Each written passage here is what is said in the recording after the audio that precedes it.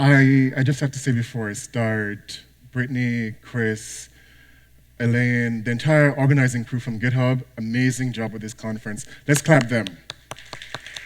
Like, great people here, absolutely diverse, amazing speakers, excluding me. I'm just happy and honored to be here, so thank you. I am a big fan of Git and GitHub, have been for a long time. And today I'm going to talk about the sort of collaborations that a platform like GitHub can enable.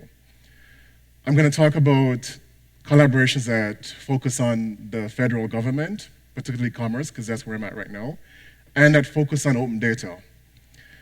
And Chris gave you a little glimpse, but like, you want to know who the hell I am and why is the federal government even here, right? First, the accent is Jamaican, and I thank the organizers for rounding up their Caribbean diversity component. Yes, one. I started coding in BASIC and assembly a long time ago. Yes, I am that old. I've been fortunate enough to catch on and develop some solutions in everything from COBOL to Lisp to Java, C++. Right now, my language of choice is Python. If I'm feeling really lazy, it's R.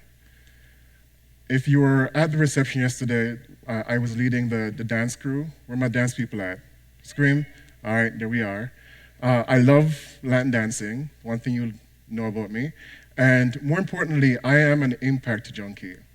And I think it's true of most people here, and of the speakers especially, that we want to actually work on projects that have a high probability of positive impact on as many people as possible.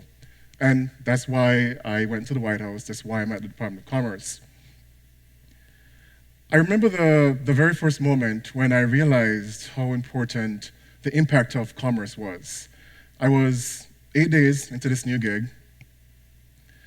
I'm at GSA, the General Services Administration, sitting with that handsome guy there, Jeff Chen, who is a chief data scientist for commerce, the most amazing data scientist that I know, and I know quite a few.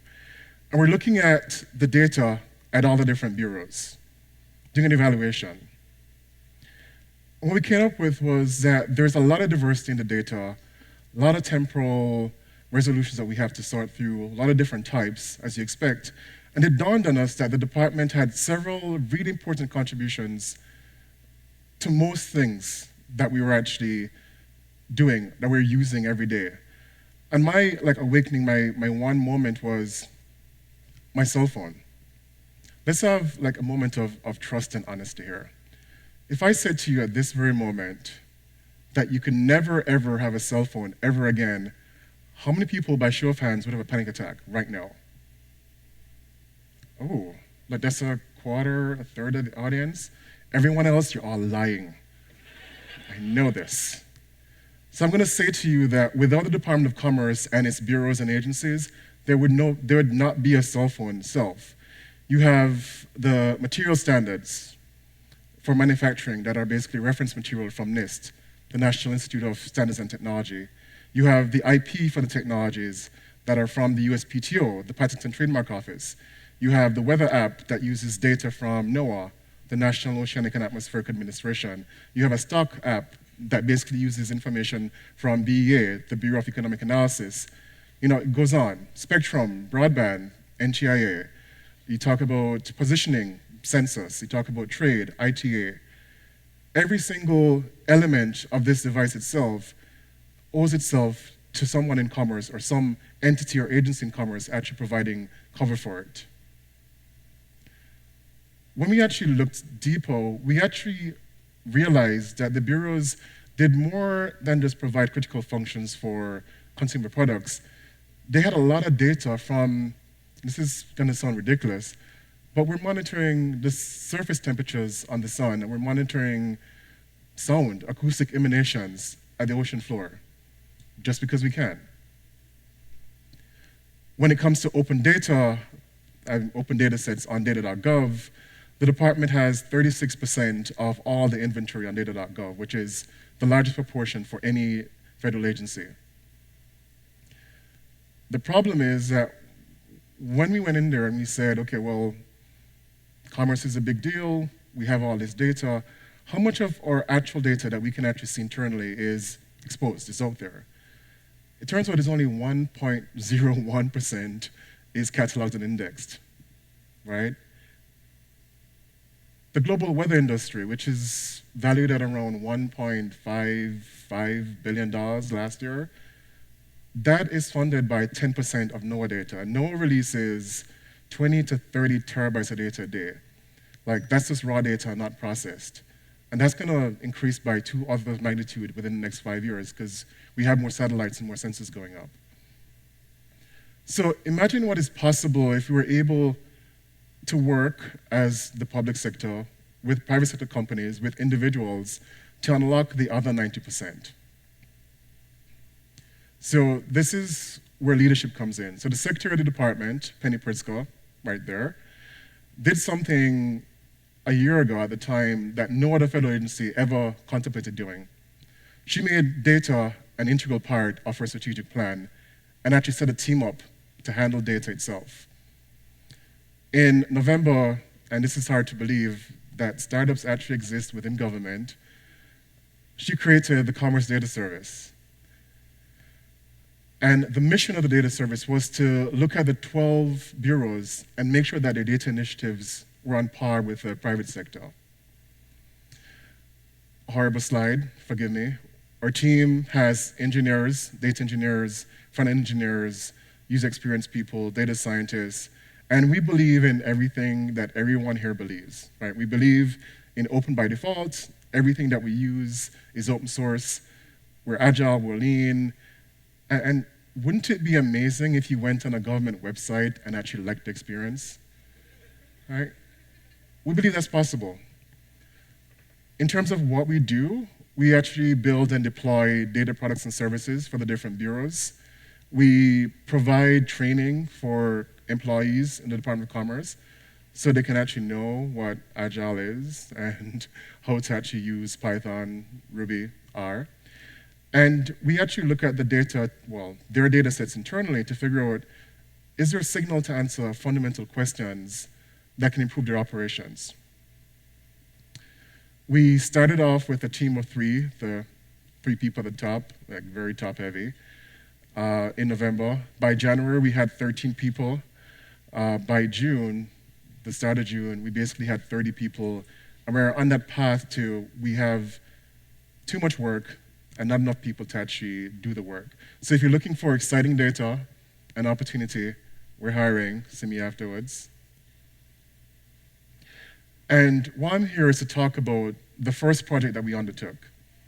It's called the Commerce Data Usability Project. And you can go to the website. It's live. It's OK. And the mission was, how do we meaningfully work with our users to unlock that untapped data resources I talked about earlier?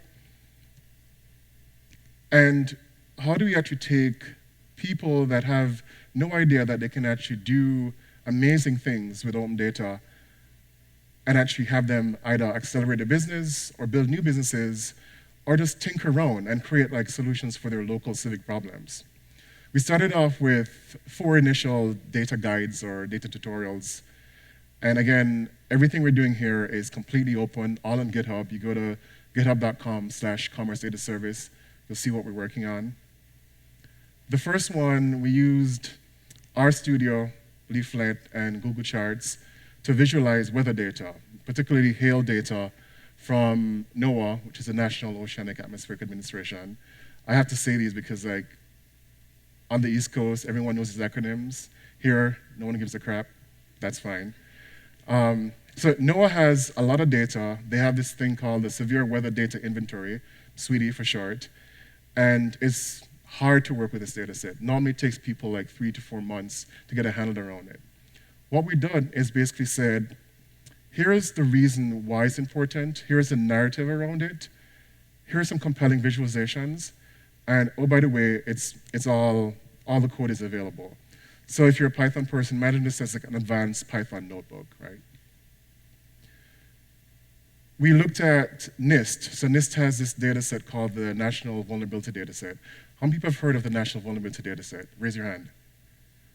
Oh, not that many. So every single security bug or release that happens is logged in this database. Completely underused, extremely valuable. We built a data guide using Python, D3, and Dimple that shows the seasonal patterns, and I won't actually give it away. Go read the tutorial itself.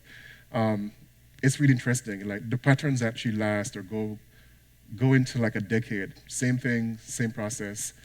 And we're trying to figure out like why and actually have new avenues of investigation around it. Using R and Plotly, we looked at satellite data from NOAA. Again, there's a satellite called VIIRS, which stands for the Visible Infrared Imaging Radiometer Suite. Say that 3 times really fast.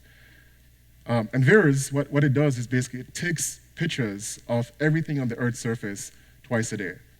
And that information is actually publicly available. In this tutorial, we basically showed how you can actually use satellite data to do population prediction. So based upon images, you could actually say what population is of a particular area. Interestingly enough, we actually used this guide, provided it to a bunch of hackers at BaseHack in San Francisco a few months ago, and they were able to find a really strong correlation between satellite imagery and the number of incarcerations due to mental health. Like, if there is a social activity, satellite data can actually help you like make that connection or that link in a shorter time frame.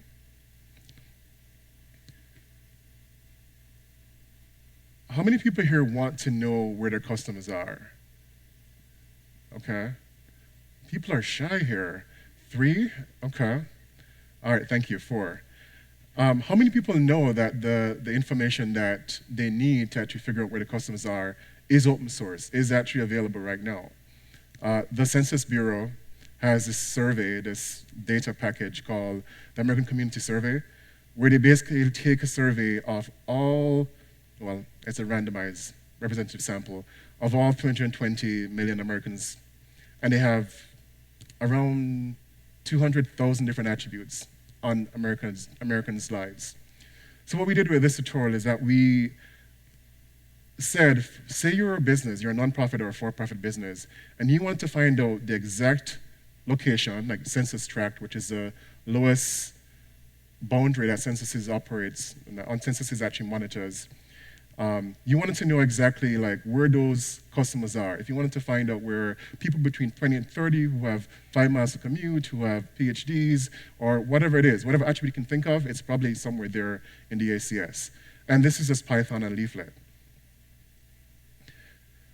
So all these, the previous tutorials were all internal collaborations. We worked with Census, we worked with NOAA, we worked with NIST. We do recognize, or we actually saw the need to actually make this community-driven, which is why I'm here. I want this community's help to actually take this to the next level. We have 20 data guides right now in flight, and we're collaborating with 12 partners. And we have the first couple examples of like how you can work with us to actually create interesting tools that help people use data more effectively. The first is with Zillow. And Zillow used their data with Census ACS data, this is all R, to create data guides that showcase the affordability of housing in different census tracts. Census tract is technically around 6 blocks, so to speak. What would the affordability be for different job categories? So if I was like a developer or a fireman or a police officer, like where's affordable for me to live in the US? Right? That is a really useful tutorial. How many people know about atmospheric rivers? Raise your hand. 1 person. You are special. Let's talk afterwards. So for everyone else, atmospheric rivers are narrow regions in the atmosphere that transport water across the world. So imagine like a river underground. These are rivers in the sky that basically, well, they vary in size, of course, and the amounts of water that is in them. There's this data set called the Precipitable Water Data Set from NOAA again that tells you where these like blocks, where these rivers actually exist, where these big bodies of like atmospheric water are. And if you know the path, you know like where the rivers are flowing, you can actually predict damaging rainfalls, you can predict floods, it can actually help your business.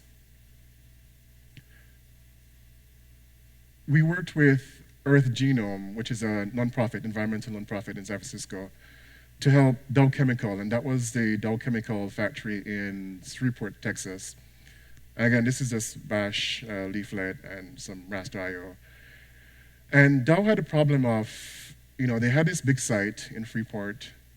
They spend a lot of money on producing the products that they produce, and they employ a lot of people, but they also use like hundreds of thousands of gallons of water, and they're right on the Brazos River. The problem was that they had legal issues, so to speak, with the people there. So what we did is that we used topological data from NOAA, and you can see the different heights, and I like this because the 3D map actually moves. It's phenomenal. We used the data to actually show them where would be a good spot for them to actually set their location up. So how do you actually put your next plant at a position where you don't have the technical, the legal entanglements, and it's socially responsible? We worked with Tableau and the Patent Trademark Office to figure out how do we unlock all this patent information that everyone knows is valuable on some level, but no one can actually use. One, because, and honestly, the patent database, not patent database, but the patent website is horrible to navigate. A few months ago, actually last month, we just released with the DS, the Digital Services team in PTO, developer.uspto.gov.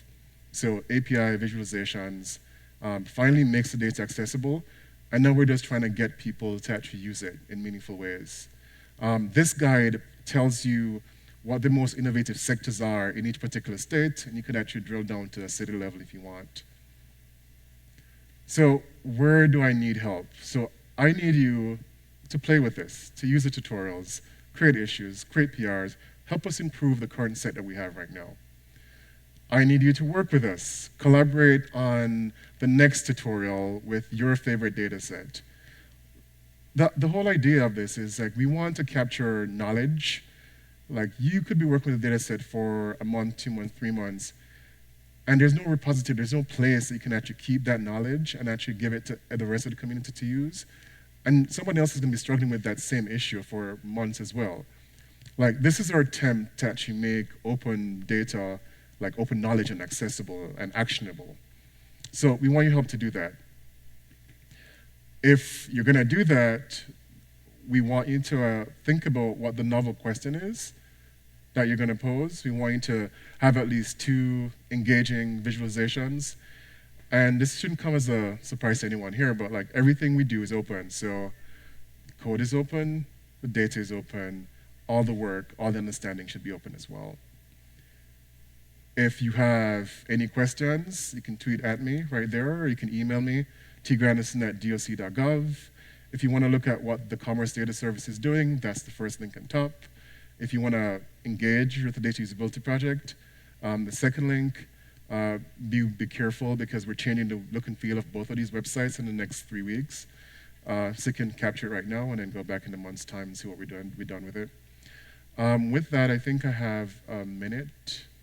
Any questions? Okay, one.